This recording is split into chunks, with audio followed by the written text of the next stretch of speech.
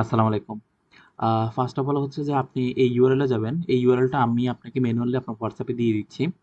আপনি এখানে যাওয়ার পর আপনার যে ইউজার নেম এবং পাসওয়ার্ড দিলাম, ওই ইউজার নেম পাসওয়ার্ডে আপনি পাসওয়ার্ড এন্ট্রি করবেন। আর চাইলে এখানে সেভ করে রাখতে চাইলে রিমাইন্ডার মিতে দিয়ে আপনি লগ ইন বাটনে ক্লিক করবেন। লগ ইন বাটনে ক্লিক করার পর ইনিশিয়াল অবস্থায় হচ্ছে যে আপনি এরকম একটা ইন্টারফেস পাবেন, যেখানে হচ্ছে যে আপনার অ্যাপ্লিকেশন কাউন্টিং নাম্বার 0 থাকবে। তো আপনি অ্যাপ্লিকেশন যদি শুরু থেকে শুরু করতে চান, তাহলে হচ্ছে যে আপনি এখানে ড্রপ ডাউন ৩ টা দেখতে পারবেন। একটা হচ্ছে অ্যাপ্লিকেশন, যেটা হচ্ছে এমবাসি ফ্রম, এমবাসি লিস্ট আর ক্যান্সেল এমবাসি। তো এমবাসি লিস্ট আর ক্যান্সেল এমবাসি আপনি আশা করি বুঝতে পারতেছেন। ক্যান্সেল এমবাসি আর এমবাসি লিস্ট সেম, কিন্তু অ্যাপ্লিকেশন ফর্ম হচ্ছে ডিফারেন্ট। তো আগে অ্যাপ্লিকেশন ফর্ম ক্রিয়েট করার পর এমবাসি লিস্ট আর এমবাসি ক্যান্সেল এমবাসি এই দুইটা ক্রিয়েট করতে পারবেন। কিন্তু এইটা ক্রিয়েট না করলে কিন্তু আপনি এই দুইটা ক্রিয়েট করতে পারবেন না। তো তাহলে প্রথমে অ্যাপ্লিকেশন ক্রিয়েট করলেন। অ্যাপ্লিকেশনে গিয়ে আপনি হচ্ছে যে আপনার এখানে ফুল ইনফরমেশন আপনি দিলেন। আর এই যে লাইসেন্স নাম্বারে গেলে আপনার যতগুলো লাইসেন্স আছে আপনি এখানে ততগুলো লাইসেন্স দেখতে পারবেন।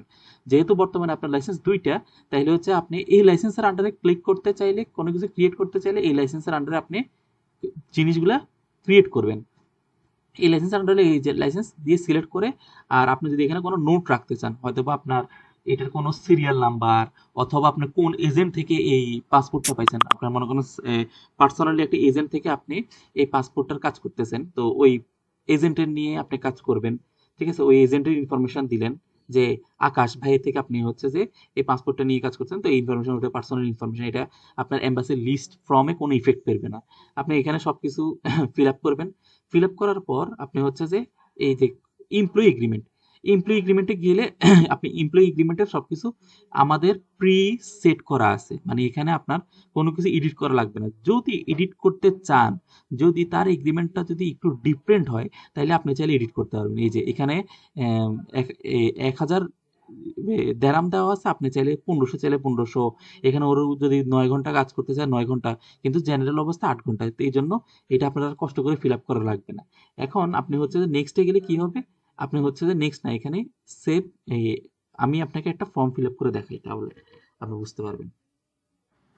আচ্ছা, প্রথম ইনিশিয়াল অবস্থায় আপনি চাইলে আপনার এই যে রিকোয়ার্ড কি কি রিকোয়ার্ড হচ্ছে এই ফিল্ডগুলো আপনার রিকোয়ার্ড, আপনি এই ফিল্ডগুলো চাইলে মানে এই ফিল্ডগুলো আপনার ফিল আপ করতেই হবে। এই ফিল্ডগুলো আপনি আপনার ওই যে এনজাজ ওই ওয়েবসাইট থেকে আপনি নিয়ে নিয়ে কপি করে করে এখানে আপনি পেস্ট করবেন। দেখেন এখানে আপনি এনজাজের যে ডেট ফরম্যাট আছে ওটা জাস্ট কপি করে এখানে পেস্ট করুন। আমরা কিন্তু ফরম্যাটটা দিয়েছি ডে মান্থ ইয়ার, আপনি ওই হিসাবে কিন্তু পেস্ট করবেন। যেহেতু এনজাজে যেভাবে ফরম্যাট আছে আমরা ওইভাবে ফরম্যাটটা রাখছি। এইগুলো আপনি ইনিশিয়াল অবস্থায় ফিল আপ করে আপনি চাইলে এগুলো সেভ করে রাখতে পারেন। পরবর্তীতে আপনার আহ, আপনার মোফা নাম্বার, ওকালা, তারপর পুলিশ ক্লিয়ারেন্স, এগুলো আপনি পরে আসলে পরে সেভ করে রাখতে পারেন। না থাকলে আপনি কি করবেন, এগুলো ফাঁকা রেখে আপনি কি করবেন, আপনার এই ফর্মটা ফিল আপ করে আপনি রেখে দিতে পারেন। মনে করেন দিলাম, দেওয়ার পরে ইনফরমেশনগুলো আমি এডিট করতে চাচ্ছি না, ওকে ফাইন, আমি শুধু জাস্ট হচ্ছে যে ডিউটি ঘন্টা ৯, আমি ৯ ঘন্টা চেঞ্জ করে দিলাম, ওকে, আমি হচ্ছে যে এটা সেভ করে রাখবো। এখন বর্তমানে আমি প্রিন্ট করবো না, দেখেন এটা সেভ হয়ে গেছে।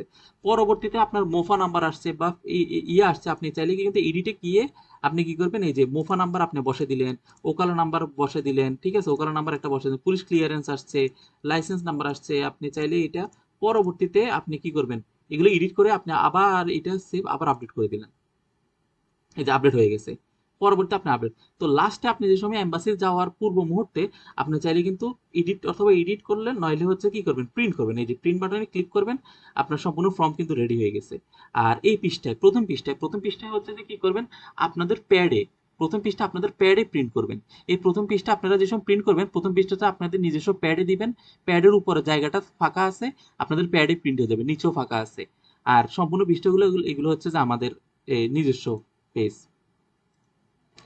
এখন আপনি এই পাসপোর্ট নাম্বারটা কপি করে আপনি কি করবেন, এম্বাসি লিস্টে চলে যাবেন। এম্বাসি লিস্টে গিয়ে আপনার কোন লাইসেন্সের আন্ডারে ছিল এটা, আপনি যেহেতু এটা লাইসেন্স এই লাইসেন্সের আন্ডারে ছিল, আপনি এই লাইসেন্সটা সিলেক্ট করলেন। আপনি যেহেতু পাসপোর্ট দিয়ে সার্চ করবো, পাসপোর্টটা সিলেক্ট করলেন, পাসপোর্ট নাম্বারটা আপনি এখানে পেস্ট করে দিবেন। পেস্ট করে সার্চ করবেন, দেখবেন যে এখানে চলে আসছে।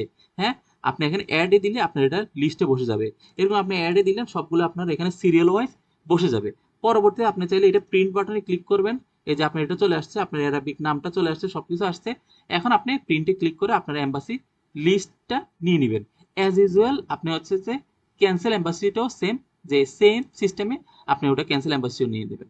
তো আশা করি বুঝতে পারছেন এটা। এর থেকেও যদি আরো কিছু বুঝতে চান তাইলে আমাকে নক করবেন। আর অ্যাপ্লিকেশন ফর্মটা আপনারা চাইলে সেভ করে রাখতে পারেন, পরবর্তী প্রিন্ট করতে পারেন, এটা সম্পূর্ণ আপনার উপর ডিপেন্ড করে। আপনি যেগুলো রিকোয়ার্ড ওগুলো রিকোয়ার্ডটা আগে করে রাখবেন, আর যেগুলো রিকোয়ার্ড না ওগুলো আপনি সাথে সাথেও করতে পারেন, নইলে পরবর্তী দিনের জন্য আপনিও করে রাখতে পারেন, সেভ পরবর্তী দিনের জন্য সেভ করে রাখতে পারেন। আসসালামু আলাইকুম।